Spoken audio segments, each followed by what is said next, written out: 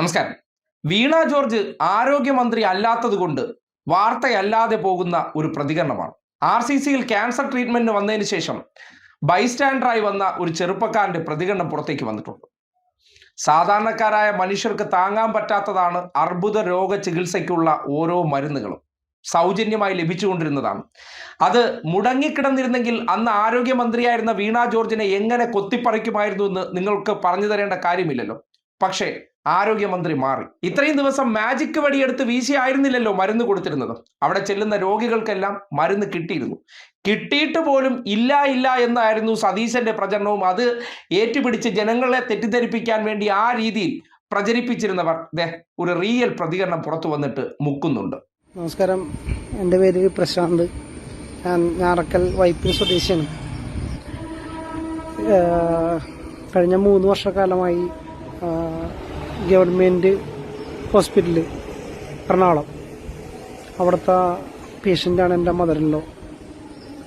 Cancer പേഷ്യൻ്റാണ്. വളരെ നല്ലൊരു ട്രീറ്റ്മെൻറ്റും മരുന്നും കാര്യങ്ങളൊക്കെ 3 വർഷക്കാലത്തോളം കൃത്യമായിട്ട് കിട്ടിക്കൊണ്ടിരുന്നതാണ്. ഇന്ന് അമ്മ കഴിച്ചുകൊണ്ടിരിക്കുന്ന മരുന്ന് വളരെ വില കൂടിയ മരുന്നാണ്. അത് സ്റ്റോക്ക് തീർന്നിരിക്കുന്നതെന്നാണ് പറയണത്.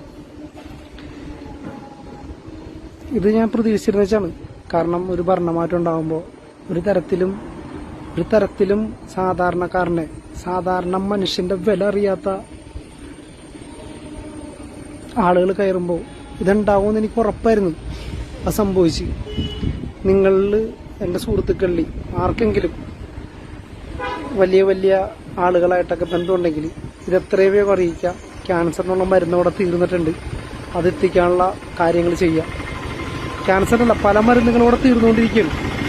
അതിനുള്ള ഒരു നടപടിയും ഇനി ഉണ്ടാവുമെന്ന് പോലും നമുക്കറിയില്ല.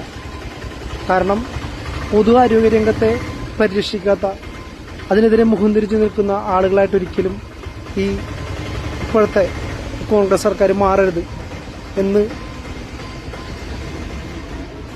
വേദനയോടുകൂടി, സങ്കടത്തോടുകൂടി പറയുന്നു. മാധ്യമപ്രവർത്തനം എന്ന് പറയുന്നത് ഒരുതരം കൊഴലൂത്ത് പരിപാടിയാണെന്ന് പറയുന്നത് എന്തുകൊണ്ടെന്ന് നിങ്ങൾക്ക് ബോധ്യപ്പെടുന്നുണ്ടോ?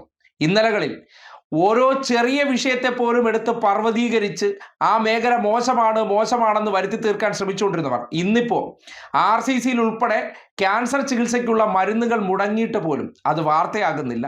അത് ജനങ്ങളെ അറിയിക്കേണ്ടതില്ല.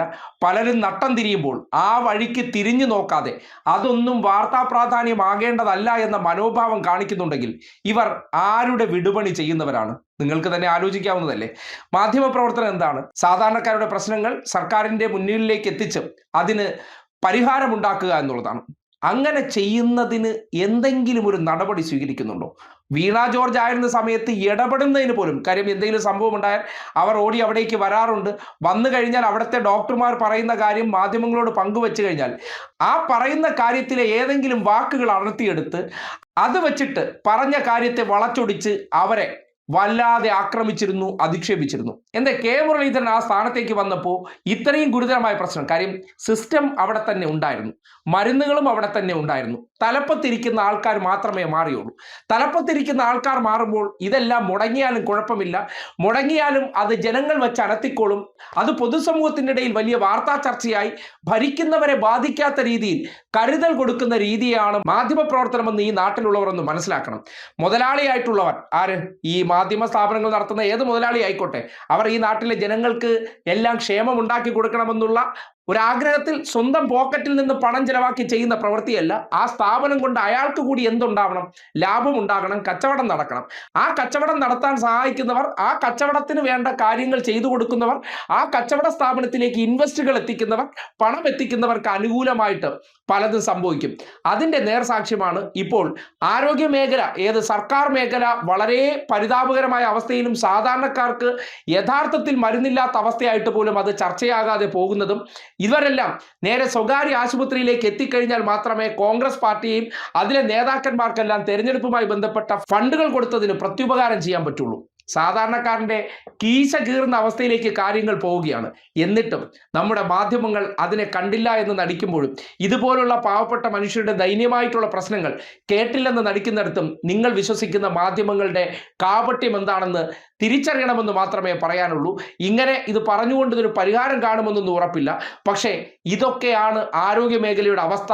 ഇന്നലകളിൽ ഒരു പാരസെറ്റമോൾ ഇല്ല എങ്കിൽ, അല്ലെങ്കിൽ ഒരു ഡോക്ടർ ഏതെങ്കിലും ഒരു സർജിക്കൽ ഇൻസ്ട്രുമെന്റ് കാര്യമില്ല എന്ന് പറഞ്ഞപ്പോൾ ഈ സിസ്റ്റം വെന്റിലേറ്ററിലാണെന്ന് പറഞ്ഞിട്ട് വന്നവർ ഏകദേശം 2 ആഴ്ചയിലേറെയായി അധികാരത്തിലെത്തിയതിനു ശേഷവും ഈ മേഖലയിൽ ഏറ്റവും അടിയന്തരമായി ചെയ്യേണ്ട കാര്യങ്ങൾ പോലും ചെയ്യുന്നില്ല എന്നതിൻ്റെ തെളിവാണ് RCCയിൽ നേരിടുന്ന ഈ ഗുരുതരമായ പ്രശ്നമെന്ന് പറയേണ്ടി വരികയാണ്.